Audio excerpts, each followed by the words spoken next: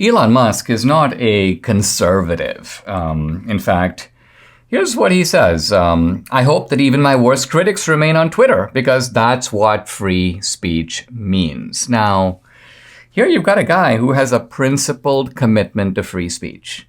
And by the way, this used to be something on which the left and the right could agree. If we go back to when I first came to America, the debates in the 1980s and 90s, there was a debate over whether we want more or less government control of the economy.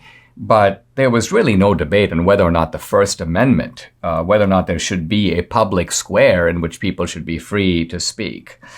And that's really all that Musk is committed to, is protecting that infrastructure of free speech. And it's so telling that that alone is causing this kind of volcanic eruption on the left. Now, one thing that got me thinking was, what is the impact of this going to be on other platforms, and particularly kind of alternative, conservative-leaning platforms that were set up because Twitter was so closed and close-minded? What's going to happen to like Getter, and what's going to happen to Parler? What's going to happen to Truth Social?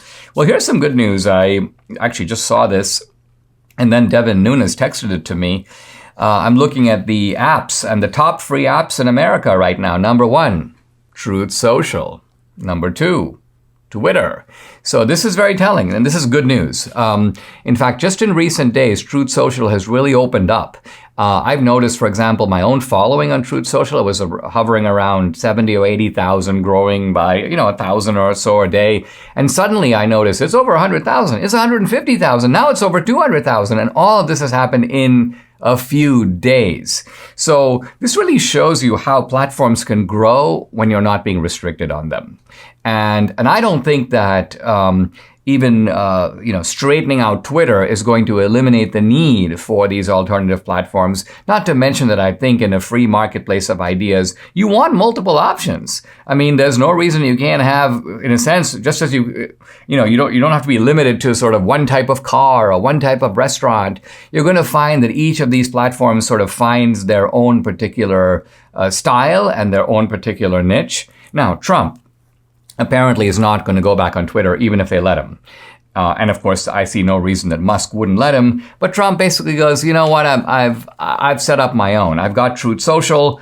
And Trump actually says that he's going to begin truthing over the next week. This is very interesting because so far, well, it's been mainly in the beta phase. And a lot of us have been vigorously posting on Truth Social, but no Trump. Trump just sort of a little bit of a welcome to Truth Social. But apparently he's now moving into gear to start posting. And I think that's going to drive explosive growth on the platform. I think also the association between Truth Social and Rumble has now become consolidated, which means that Rumble servers and Rumble technology is going to be helping and driving Truth Social, and that is all to the good. Hey, by the way, I just want to mention that Rumble just put out its press release today that I'll be releasing the new film 2000 Mules on Locals, which is a Rumble-owned platform. It'll also be on Salem now because I'm partners with Salem Media, but Locals is a giant platform, and you notice I'm putting the movie on uncancelable platforms. So I welcome the opening that's occurred at Twitter. It couldn't have come at a greater time for me to market and get the word out about this movie.